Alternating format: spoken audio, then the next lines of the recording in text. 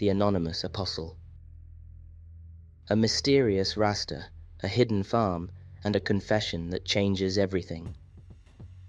Opening scene: the man who vanished. The Amazon rainforest, 2046. A helicopter blades chopped through the humid air as it hovered above a dense canopy of trees. FBI agent Rafael Moreira, a mid-40s ex-military man with weary eyes, adjusted his headset as he stared at the thermal scan. There, hidden in a clearing, was a thriving cannabis farm, far too large for personal use. On the ground, an old black man with long dreadlocks sat cross-legged in the center of the plantation, rolling a joint with deliberate calm. He didn't run, didn't even look up as the armed agents surrounded him. When Raphael approached, the old man simply smiled. "You're under arrest for narcotics cultivation," Raphael said, hand resting on his holster. The old man exhaled a slow stream of smoke. "Cultivation. No, agent. I was just waiting for you." The arrest. The legend in chains. At the local precinct, the old man refused to give a name. The officers shrugged. "We know him," one said. "He trades herbs for food, never caused trouble." But when the FBI ran his biometrics, the system returned nothing. No fingerprints, no DNA matches, no records at all. It was as if he had never existed. Raphael's earpiece crackled. His superior's voice was tense. "This isn't about weed. Someone's paying to keep him hidden. Find out why." The jailhouse king. The inmate's saint. The prison was overcrowded, hot and loud, until the old man walked in. Whispers spread like fire. "The apostle is here." Inmates moved to shield him. One massive convict stepped in front of Raphael, eyes dark with warning. "Touch him," he growled, "and this whole place burns." Raphael's frustration mounted, until the old man finally spoke. "You think I'm a criminal?" he said, voice low and steady. "Let me tell you what's really criminal." The confession. The anarchotic truth. The old man's story unfolded like a parable. He had walked away from society in 2030 after his wife died in a corporate hospital that denied her care. Lost in grief, he disappeared into the jungle, where indigenous shamans taught him the secrets of a forgotten strain of cannabis, one that didn't just relax the mind, but shattered its chains. "Smoke it," he said, "and for 8 hours, you see." The lies, the wage slavery, the invisible cages. The happy couriers weren't dealers. They were test subjects, willing participants in something far bigger. Then came the revelation. "Those packages?" The old man leaned forward, eyes gleaming. "They're already in every major city. By sunrise tomorrow, the world wakes up." The countdown. Too late to stop it. Raphael scrambled to verify the claim, but his FBI login was denied. His superior had gone silent. On the prison TV, breaking news flashed. Mass protests erupt. Protesters cite sudden clarity on corruption. Stock markets crash as workers walk out globally. The old man leaned back, serene. "You can jail me," he said, "but the anarchotic is free now." Interrogation room. The handcuff question. The old man studied the steel around his wrists with quiet amusement. "Are these even necessary?" he asked, turning his hands so the cuffs caught the fluorescent light. Raphael didn't blink. "Standard procedure for drug traffickers." A dry chuckle. "You think this is about plants?" The old man's calloused fingers brushed the table. "Agent Moreira, listen carefully. We all become plant food eventually. Our bones turn to dust, our flesh to soil. The cannabis, just a humble gardener." The packages. The wrong priority. Raphael's phone buzzed. He put it on speaker as his team reported. "Intercepted 17 packages. Bomb squad opened 3. Each had pressurized canisters. Tiny explosion when breached. Just a mist. Lab says it's THC rich, but there's something else in the chemical signature we can't identify yet. The old man closed his eyes as if savoring a private joke.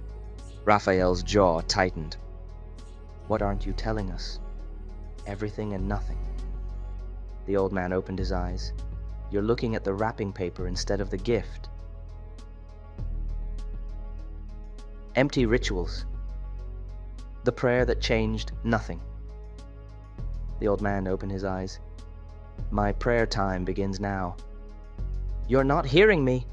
Retsu, the old man said calmly. The guards immediately stepped forward. Raphael noticed the way their fingers twitched, not with tension, but something closer to reverence. Sir, the younger guard said, avoiding Raphael's eyes. Inmate meditation hours are protected under... Bullshit! Raphael kicked the chair over, but the old man was already being led away. Cell block. Theater of the absurd. The prison's maximum security wing had fallen into an eerie silence. Raphael watched through the bars as the old man's massive cellmate arranged a stained mattress into a makeshift meditation mat. The giant moved with ceremonial precision, as if preparing for some sacred rite. The old man knelt. His gnarled fingers twisted into an intricate mudra, right thumb pressing the base of his left pinky, the other fingers forming a shape like a hooked claw. Then came the chant. A monotonous stream of Japanese in that same calm, measured tone. Kono te watsukamazu kono me wa mizaru kokoro no yami ni hikario. The other inmates bowed their heads. A few whispered along. Raphael waited and waited. Nothing happened. No seizures, no epiphanies. Just a wrinkled old man mumbling nonsense on a prison mattress. Hallway. The real work. Raphael stormed down the corridor as the chanting faded behind him. His radio buzzed. The lab finally had preliminary results on the aerosol. He glanced back at the cell block one last time. The old man still knelt there, eyes closed, performing his useless ritual. Crazy bastard, Raphael muttered, turning the corner. Behind him, unnoticed, every surveillance camera in the hallway had quietly swiveled to track his exit. The confession. Rain when I die. Interrogation room. A good man's bad day. Raphael straightened his tie, the golden cross at his throat catching the fluorescent light. A family man. A patriot. The kind of agent they put on recruitment posters. He slid a photo across the steel table. His boys at their baptism, their white suits glowing in chapel light. You see this? Raphael tapped the photo. This is why I do what I do. Now tell me why you do what you do. The old man studied the picture. Then his cracked voice filled the room. I think it's gonna rain when I die. The Alice in Chains lyric hung in the air. Outside, the prison yard cracked under a year of drought. Raphael smirked. Well, I hope it does rain. And I hope you don't die. At least not yet. The old man's eyes twinkled. Dallas Green sang that once. Most beautiful version I ever heard. He leaned back, chains clinking. You're a good man, Raphael. In a just world, we'd be fishing buddies, not enemies. The lab. You missed the miracle. Your men searched my farm, the old man said, tore apart my packages, but you never checked the riverbank, did you? 3 meters left of where you cuffed me, cave mouth hidden by ferns. My real lab's inside. He chuckled at Raphael's frozen expression. CRISPR kits, gene sequences, and God's own solution. He explained it like a professor. 1. Cannabis algae hybrid. Engineered to produce THC at chloroplast level 2. Thermal bonding. THC molecules bind to water vapor at 28 degrees Celsius plus 3. Precision release. only detaches when temps drop below 15 degrees Celsius. Dawn dusk. Raphael's coffee cup hit the floor. Climate change fixer, the old man whispered. Warms oceans to make rain. But the high, that comes only when the world cools down. Prison hallway. The last laugh. Raphael sprinted for command center, shouting into his radio, "Get no AA on the line, and someone—" Behind him, the old man's laughter rolled like thunder, his singing chasing Raphael down the hall. When I die. Oh, when I die. The surveillance cameras tracked Raphael's run. Outside, the first clouds in 367 days gathered over the prison. Epilogue, the first rain. Sao Paulo streets, 8:47 m. The first drop hit the shoulder of a man in a wrinkled suit. Marcos, 34, late for the third time this week. His boss's words echoed. Next late arrival, and you're finished.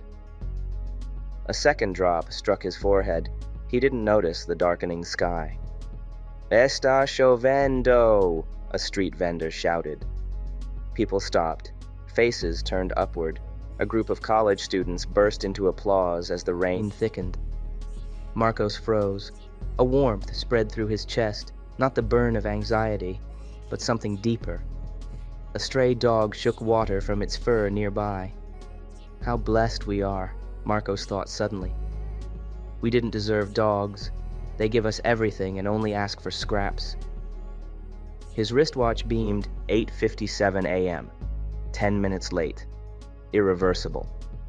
The dog trotted over, grinning through wet whiskers. Across the street, strangers danced in the downpour. A woman kissed her girlfriend under a store awning. Marcos whistled.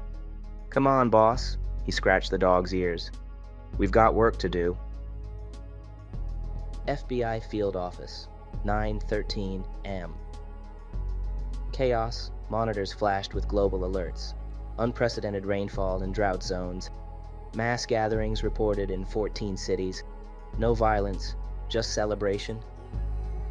The old man's cell stood empty. The giant inmate clutched a note, tears in his eyes. Raphael snatched it. "My fishing buddy." "I was just the delivery pigeon. The message was never mine. Go home to your boys. Tell them this rain isn't magic. It's how things were always supposed to be. P.S. The munchies will hit hard today. Good thing no one hoards food anymore." The streets, 9:47. Raphael walked out into the storm. Cops and convicts arm in arm, splashing in puddles. A nun shared empanadas with tattooed gang members. Under a bus stop, a pigeon huddled from the rain. Raphael laughed, really laughed, for the first time in years. "You brought the message," he told the bird, "and now you hide from it?" The true ending. Kyoto, Japan, present day. An ancient man sits on a stone bench in Ryoanji Temple, fingertips brushing the Zen garden's raked gravel.